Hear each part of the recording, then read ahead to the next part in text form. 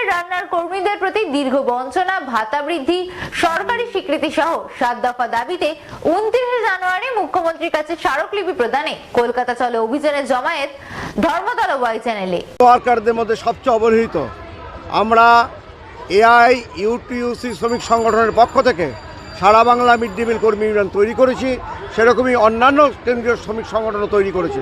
6টি সংগঠন ঐক্যবদ্ধভাবে মিড ডে মিল কর্মীদের দাবি নিয়ে আজকে আন্দোলনের পথে নেমেছে।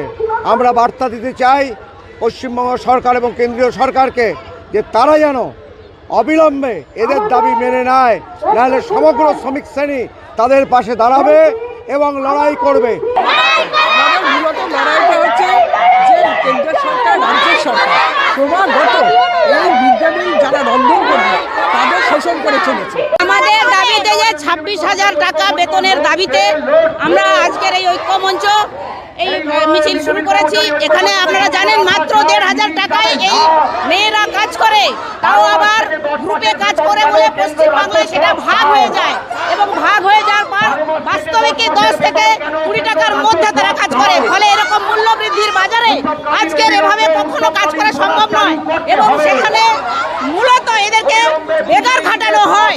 আমরা এই জন্য চেয়েছি অবিলম্বে শ্রম আইন মেনে এদেরকে 26,000 টাকা বেতন দিতে হবে এবং 10 মাস নয় 12 মাসে দিতে হবে, 2 মাস